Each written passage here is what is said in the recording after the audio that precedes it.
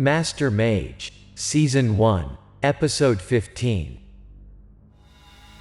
People said that the diamond-cut diamond rooster was the centipede's archenemy. The restaurant's owner had fed a lot of chickens outside. Fang was quickly explaining the plan to Sam and grabbing the vase on the table. He would use buy time while the little boy would go outside and catch some of the roosters.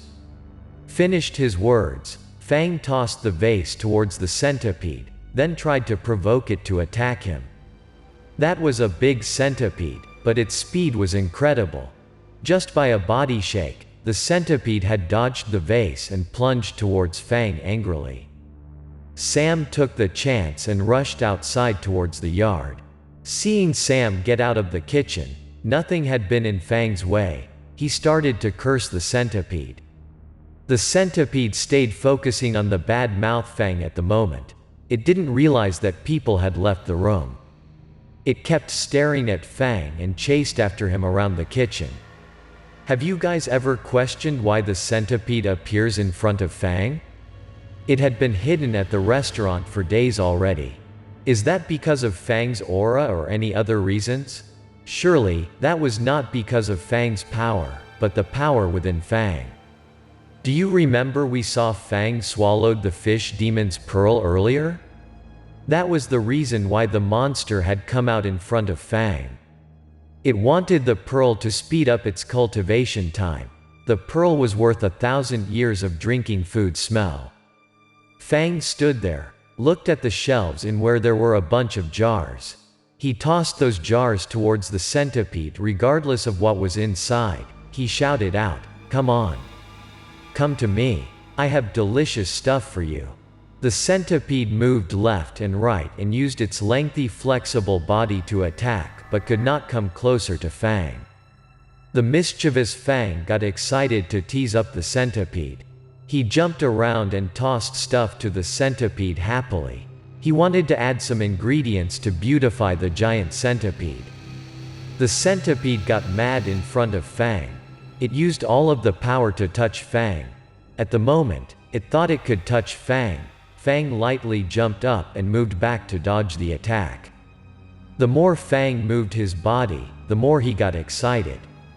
He found it a good chance to practice his kung fu after a few days of being on the bed. The centipede was very fast, but Fang was faster. He tried to grab everything he could to toss towards the monster and made it angry. After a while of jumping, Fang landed on the ground and shouted out loud, "Sam." He ended up getting stinging in the eyes by the ingredients in the kitchen. Fang looked out the windows and yelled out how Sam could be that late. Where were the roosters? The poor Sam hurriedly ran from the yard with a few roosters in his hands. He repeatedly replied to Fang that he came. Hearing Fang called for him, the little boy didn't want to waste time. He tossed the chickens in his hands inside the kitchen from the doorstep. The roosters worked on the centipede. They flew towards the centipede instantly. Those chickens were like seeing a feast in front of them. Without fear, they flew towards the giant centipede and scared the centipede out. It was trying to dodge those chickens but was unable.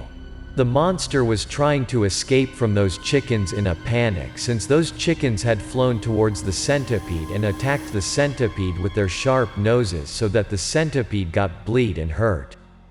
The centipede was in pain. It knew that if it didn't try to escape from there, it was going to be those chickens' food. The centipede could not escape in front of its archenemy. Its body got hurt by countless wounds already. Sam and Fang hid after the table and watched everything. Sam had worried sick for Fang. He asked if Fang got any injuries. Fang happily replied that he was good. Sam could give a light sigh. He watched those kitchens and commented how they were good in a fight. The two of them kept their eyes on the fight closely.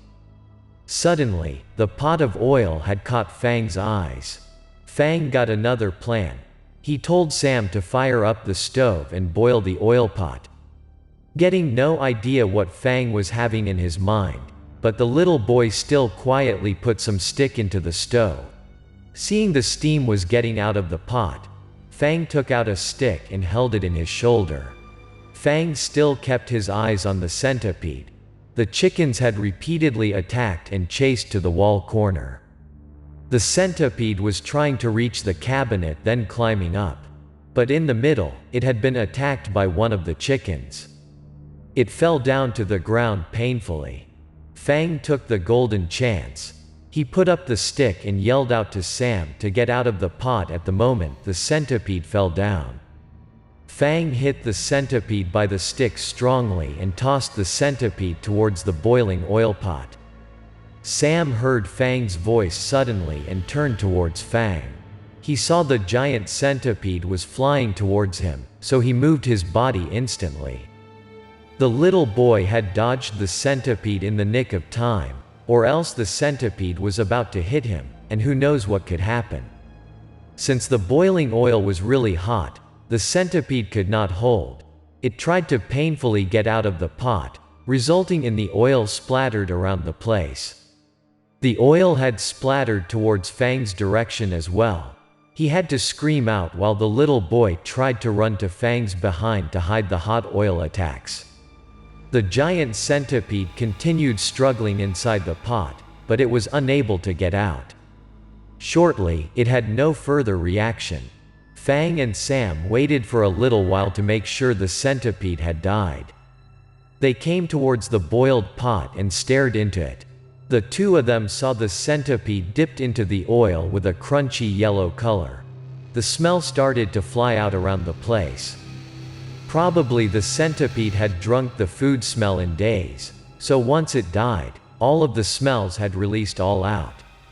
Seeing the fried centipede, Fang and Sam had to speak, exclaimed how good the smell was. The owner and Yan had heard no more sounds in the kitchen anymore. They decided to step inside and smelt the good smell. Seeing Fang had some wounds in the face due to the boiling oil, Yan had to run towards him to check him out. Regarding the owner, he told the chef to take out the giant centipede from the oil pot. Yan asked Fang if he got hurt anywhere. Fang happily replied that those burns were just nothing to him.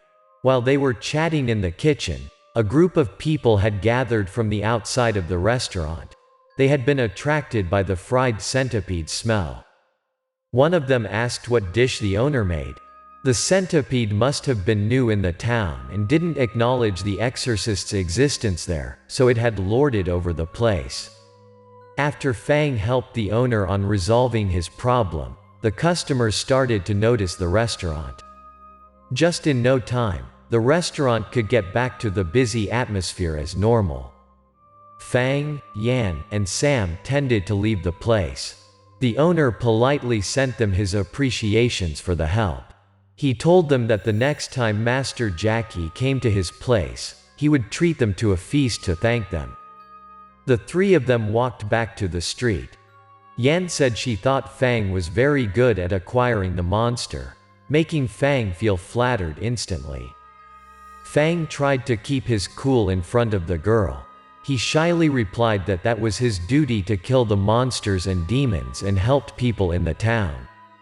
Fang was supposed that he had got closer to Yan already. Out of the blue, Yan stopped by.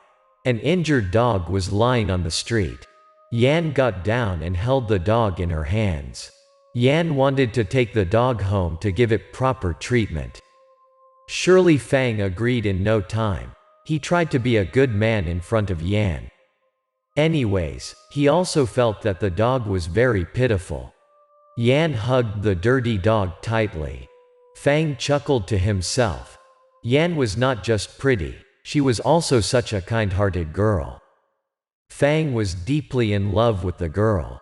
Yan and Fang chatted and laughed along the way back home.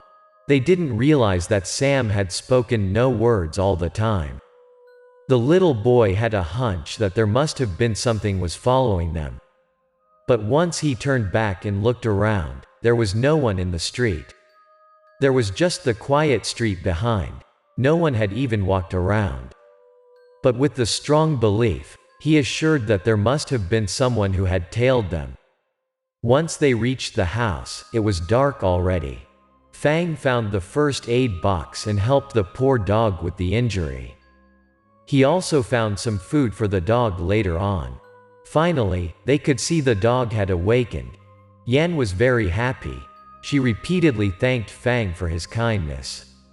She took the dog from Fang's hands and clutched the dog in her arms. Yan added that if Fang had some education, he must have been a perfect man. Didn't wait for Fang to give her a good night wish. Yan headed back to her room and closed the door already. The perfect man word from Yan was stuck in Fang's mind. He was supposed that must have been Yan's boyfriend model. He got back to the room and found that Master Jackie and Sam had lied down. Fang didn't want to hit the sack at the moment. He searched something around, which made some noise and awakened Master Jackie.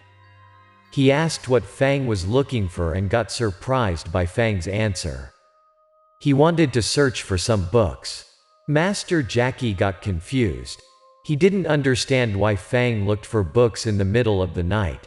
He knew that Fang was not a fan of reading. Master Jackie didn't know that was because of Yan. Fang needed to widen his knowledge.